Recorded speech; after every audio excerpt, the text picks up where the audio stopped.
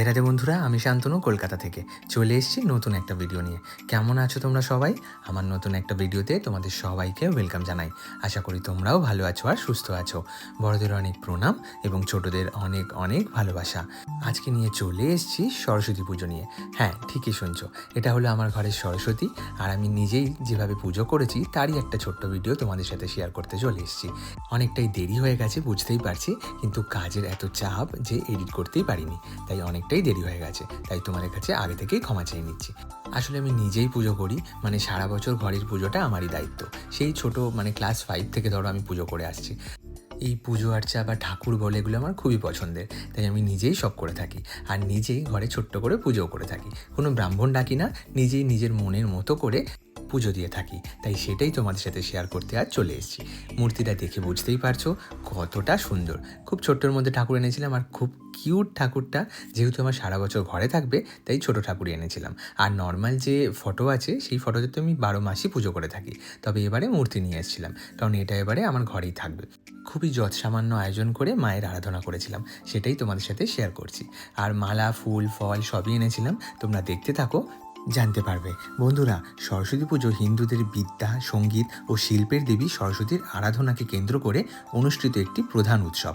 শাস্ত্রীয় বিধান অনুসারে এটি প্রতি বছর মাঘ মাসে শুক্লা পঞ্চমী তিথিতে বা বসন্ত পঞ্চমীতে পালিত হয়।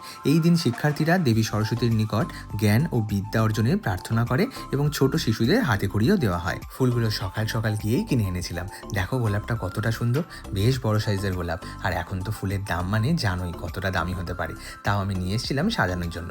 আর সাদা শুভ্র জিনিস তো আনতেই হবে মায়ের জন্য। আর এই ফুলটা দেখো, ওই দাদাটা যার থেকে দোকান দিয়ে কিনেছি, ওই দাদাটা আমাকে এমনিই দিয়েছিল। খুবই সুন্দর দেখতে। যেহেতু নিজের মতো করে পুজো করেছি, তাই যা যা মনে হয়েছে সেগুলোই কিনে এনেছিলাম। বেশি কিছু কিনিনি, অল্পের মধ্যে মায়ের আরাধনা করেছিলাম। আর দেখো, সব মালা পরিয়ে আর ফুল দেওয়ার পর মাকে কতটা সুন্দর লাগছে দেখতে, কিন্তু একদম অপূর্ব লাগছে। প্রতিটা ঠাকুরের মুখ এখন এতটাই সুন্দর হয় যে চোখ ফেরানো যায় না। আমি তো দেখে ডিসাইডই করতে পারি না যে কোন ঠাকুরটা কিনবো আর কোনটা কিনবো না।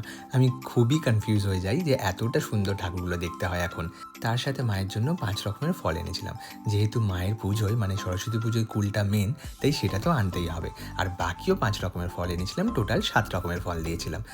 সাথে ছিল বিনি মশলার কিছু জিনিস, ওই আতপ চাল ধরো, পঞ্চগুড়ি, গোলাপ জল, শাখা, পলা, নোয়া, সিঁদুর, এইগুলোই। মা সরস্বতী হলেন জ্ঞান, বাণী ও বিদ্যার দেবী, যিনি বীণা ধারণ করেন এবং সাদা পোশাকে শ্বেত পদ্মে আসীন থাকেন। এই দিনে সাধারণত বই খাতা দেবীর চরণে অর্পণ করা হয় এবং কোনো নতুন কিছু পাঠ করা হয় বা হাতে করিও শুরু করা হয়। এই ছোটবেলার দিনগুলো এখনো মনে পড়ে যায়। সবাই মিলে একসাথে আমরা স্কুলে যেতাম, আর ওখানেই অঞ্জলিও দিতাম, আর সবাই একসাথে ঘুরতেও বেরাতাম। তার সাথে কিন্তু খাওয়া দাওয়াও থাকতো। প্রতি বছর স্কুলে, সবার স্কুলেই থাকে, খিচুড়ি কিন্তু পেট ভরে খাওয়ানো হতো। আর আমরা তো সবাই মিলে একসাথে সেদিন খুবই আনন্দ করতাম। সেসব দিন আর এখন ফিরে আসবে না, আর ভেবেও লাভ নেই, কারণ সেই জীবনটা একদমই অন্যরকম ছিল। বন্ধুরা, তোমরা আমাকে ইউটিউবে গিয়েও সাপোর্ট করতে পারো। আমার চ্যানেলের নাম শান্তনুজ লাইফস্টাইল। ভিডিওটা কেমন লাগলো অবশ্যই কিন্তু কমেন্টে জানিও। দেখা হচ্ছে নতুন কোনো ভিডিওতে। সবাই ভালো থেকো, সুস্থ থেকো, সাবধানে থেকো, আর কেমন পুজোটা করলাম সেটা জানাতে ভুলো না কিন্তু। And keep smiling.